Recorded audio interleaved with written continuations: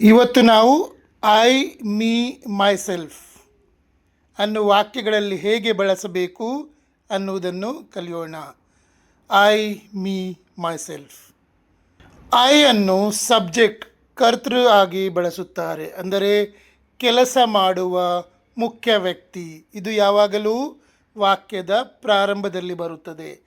I ಎನ್ನುವುದು subject, ಅಂದರೆ ಕರ್ತೃ ಆಗಿ ಬಳಸುತ್ತಾರೆ, ಅಂದರೆ ಕೆಲಸ ಮಾಡುವ ಮುಖ್ಯ ವ್ಯಕ್ತಿ. ಐ ಎನ್ನುವುದು ಯಾವಾಗಲೂ ವಾಕ್ಯದ ಪ್ರಾರಂಭದಲ್ಲಿ ಬರ್ತದೆ. ಉದಾಹರಣೆಗೆ, ಐ ಲಿವ್ ಇನ್ ಬೆಂಗಳೂರು. ನಾನು ಬೆಂಗಳೂರಿನಲ್ಲಿ ವಾಸಿಸ್ತೇನೆ. I live in Bengaluru. ನಾನು ಬೆಂಗಳೂರಿನಲ್ಲಿ ವಾಸಿಸ್ತೇನೆ. I speak Kannada. ನಾನು ಕನ್ನಡ ಮಾತನಾಡುತ್ತೇನೆ. I speak Kannada. ನಾನು ಕನ್ನಡ ಮಾತನಾಡುತ್ತೇನೆ. I need some water. ನನಗೆ ಸ್ವಲ್ಪ ನೀರು ಬೇಕು. I need some water. ನನಗೆ ಸ್ವಲ್ಪ ನೀರು ಬೇಕು. ಮೀ ಅನ್ನು ನಾವು ಆಬ್ಜೆಕ್ಟ್ ಕರ್ಮಪದ ಆಗಿ ಬಳಸುತ್ತೇವೆ. ಮೀ ಅನ್ನು ಆಬ್ಜೆಕ್ಟ್ ಅಂದರೆ ಕರ್ಮಪದ ಆಗಿ ಬಳಸುತ್ತೇವೆ, ಅಂದರೆ ಕ್ರಿಯೆಯ ಫಲವನ್ನು ಅಥವಾ ಕೆಲಸವನ್ನು ಸ್ವೀಕರಿಸುವ ವ್ಯಕ್ತಿ. ಒಂದು ಕ್ರಿಯೆ ಅಂದರೆ ಏನು? ಆ್ಯಕ್ಷನ್ ವರ್ಡ್, ಕೆಲಸ ಮಾಡುವ ಶಬ್ದ. ಅದರ ಫಲವನ್ನು ಯಾರು ಸ್ವೀಕರಿಸ್ತಾರೋ, ಒಬ್ಬ ಕೆಲಸ ಮಾಡ್ತಾನೆ, ಕೆಲಸ ಯಾರ ಮೇಲೆ ಆಗ್ತದೆ. ಅಂದರೆ ಐ ಈಟ್ ಅ ಮ್ಯಾಂಗೋ ಅಂದರೆ ಏನಿದ್ರ ಅರ್ಥ? ಮ್ಯಾಂಗೋವನ್ನು ತಿನ್ನುವವ ನಾನು, ತಿನ್ನುವಂಥ ವಸ್ತು ಯಾವುದು? ಮ್ಯಾಂಗೋ. ಅಂದರೆ ಕೆಲಸ ಮಾಡುವವ ನಾನು, ಕೆಲಸ ಆಗುವುದು ಯಾರ ಮೇಲೆ? ಮ್ಯಾಂಗೋ ಮೇಲೆ.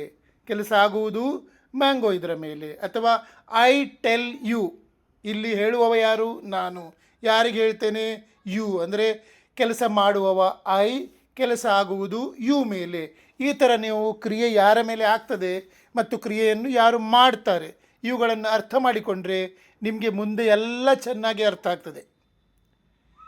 ಅಂದರೆ ಮೀ ಅಂದರೆ ಕ್ರಿಯೆಯ ಫಲವನ್ನು ಅಥವಾ ಕೆಲಸವನ್ನು ಸ್ವೀಕರಿಸುವ ವ್ಯಕ್ತಿ. ಇದು ಯಾವಾಗಲೂ ಕ್ರಿಯಾಪದದ ಅಥವಾ ಪ್ರಿಪೊಸಿಷನ್ ನಂತರ ಬರುತ್ತದೆ. ಕ್ರಿಯಾಪದ ಅಂದರೆ ಏನು? ವರ್ಬ್. ಪ್ರಿಪೊಸಿಷನ್ ಅಂದರೆ ಏನು? ಪ್ರಿಪೊಸಿಷನ್ಸ್. ಅದರ ನಂತರ ಬರ್ತದೆ. ಈ ಪ್ರಿಪೊಸಿಷನ್ಸ್ಗಳನ್ನು ನಾನು ಹಿಂದೆ ಕಲಿಸಿದ್ದೇನೆ, ಪುನಃ ಕಲಿಸ್ತೇನೆ, ಕಂಪೇರ್ ಮಾಡಿ ಕಲಿಸ್ತೇನೆ. ಸೊ ಯಾರಿಗೂ ಭಯ ಬೇಡ. ನಿಮಗೆ ನನ್ನ ಕ್ಲಾಸ್, ನನ್ನ ಪೇಜನ್ನು ಫಾಲೋ ಮಾಡುವುದಷ್ಟೇ ಮಾಡಿ. ಪೇಜನ್ನು ಫಾಲೋ ಮಾಡಿ. ಯಾರಿಗಾದರೂ ನನ್ನ ಕಂಪ್ಲೀಟ್ 3 ತಿಂಗಳ ಸ್ಪೋಕನ್ ಇಂಗ್ಲೀಷ್ ಕೋರ್ಸ್ ಕಲೀಲಿಕ್ಕಿದ್ರೆ ನಾನು ಅದನ್ನು ಸಹ ನಿಮಗೆ ವಾಟ್ಸಪ್ನಲ್ಲಿ ನಿಮ್ಮ ನಂಬರಲ್ಲಿ ವಿಡಿಯೋಗಳ ಮೂಲಕ ಕಳಿಸ್ತೇನೆ. ಅಂದರೆ ನಾನು ದಿನಕ್ಕೆ ಒಂದು ವಿಡಿಯೋ ಅಂತೆ 15 ನಿಮಿಷದ ವಿಡಿಯೋ ಕಳಿಸ್ತೇನೆ. ಆ ವಿಡಿಯೋವನ್ನು ನೋಡಿ ನೀವು 2-3 ಸಲ ಕೇಳಿ 45 ನಿಮಿಷ ಪ್ರಾಕ್ಟೀಸ್ ಮಾಡಿದರೆ 3 ತಿಂಗಳ ಕೋರ್ಸ್ ಅದು. ದಿನಕ್ಕೊಂದು ವಿಡಿಯೋ ಅಂದರೆ 3 ತಿಂಗಳಲ್ಲಿ ನೀವು ಕಂಪ್ಲೀಟ್ ಸ್ಪೋಕನ್ ಇಂಗ್ಲೀಷನ್ನು ವಿಡಿಯೋ ನೋಡಿ ಸಹ ಕಲಿಬಹುದು.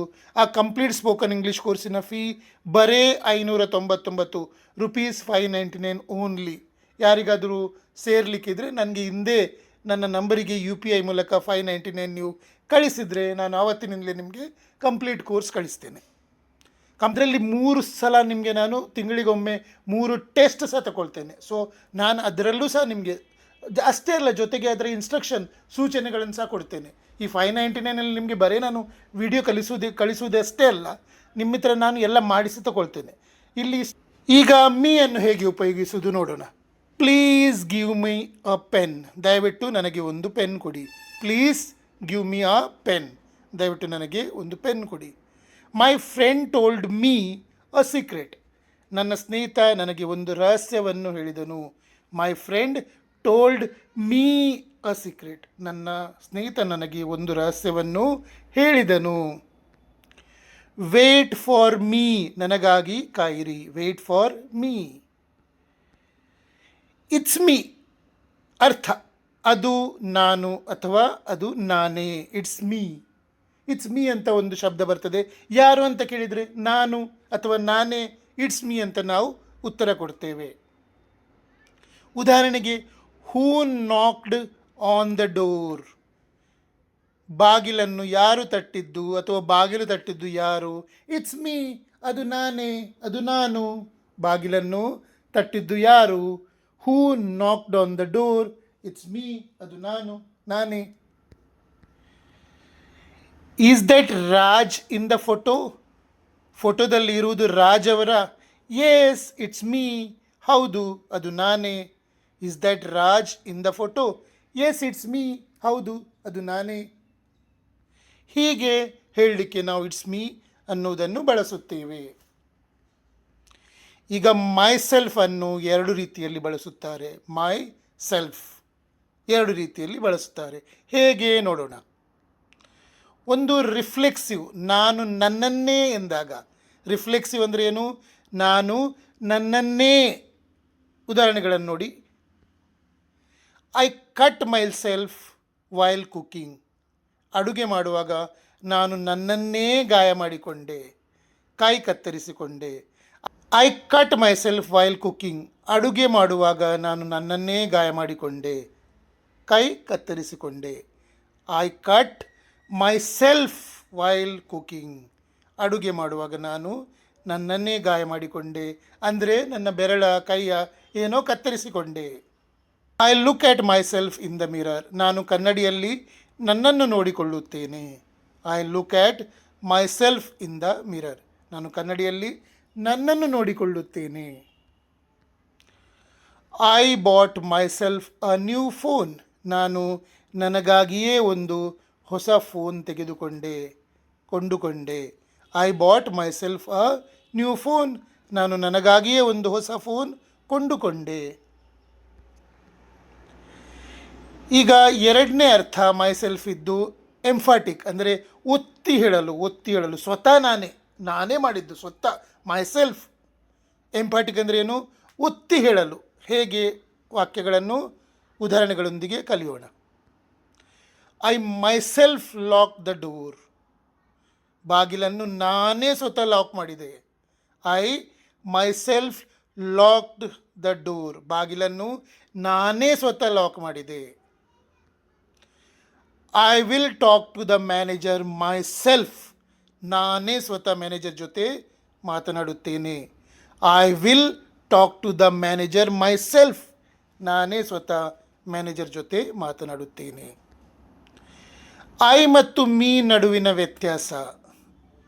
I called him. ನಾನು ಅವನಿಗೆ ಕರೆ ಮಾಡಿದೆ. ಇಲ್ಲಿ ಕರೆ ಮಾಡಿದ ವ್ಯಕ್ತಿ ಯಾರು? ನಾನು, ಅಂದರೆ ಐ.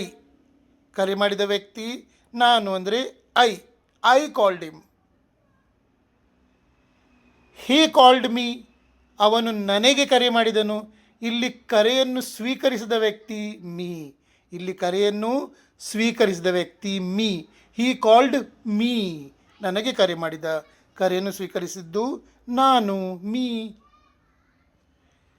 ಮೈಸೆಲ್ಫನ್ನು ತಪ್ಪು ರಹಿತವಾಗಿ ಬಳಸುವುದು ಹೇಗೆ? ಅನೇಕ ಜನರು ತಮ್ಮನ್ನು ಪರಿಚಯಿಸಿಕೊಳ್ಳುವಾಗ ಮೈಸೆಲ್ಫ್ ರಾಜ್ ಎಂದು ಹೇಳುತ್ತಾರೆ. ಇದು ತಪ್ಪು. ಮೈಸೆಲ್ಫನ್ನು ತಪ್ಪು ರಹಿತವಾಗಿ ಬಳಸುವುದು ಹೇಗೆ? ಅನೇಕ ಜನರು ಪರಿಚಯಿಸಿಕೊಳ್ಳುವಾಗ myself Raj, myself Ashok, myself Geeta, myself Sudeep ಅಂತ ಹೇಳ್ತಾರೆ. ಬಟ್ ಅದು ತಪ್ಪು. ಹಾಗಾದರೆ ಸರಿ ಯಾವುದು? ಪರಿಚಯ ಮಾಡಿಕೊಳ್ಳುವಾಗ ಯಾವಾಗಲೂ ಐ ಆಮ್ ರಾಜ್ ಅಥವಾ ಮೈ ನೇಮ್ ಈಸ್ ರಾಜ್ ಎಂದಷ್ಟೇ ಹೇಳಬೇಕು.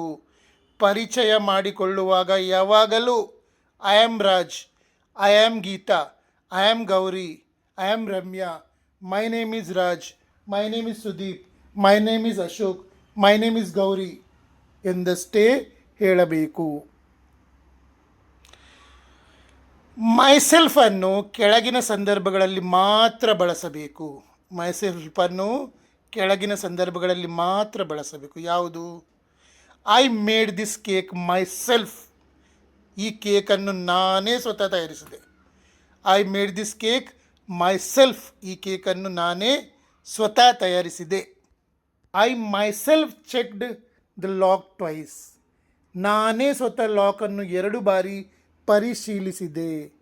I myself checked the lock twice.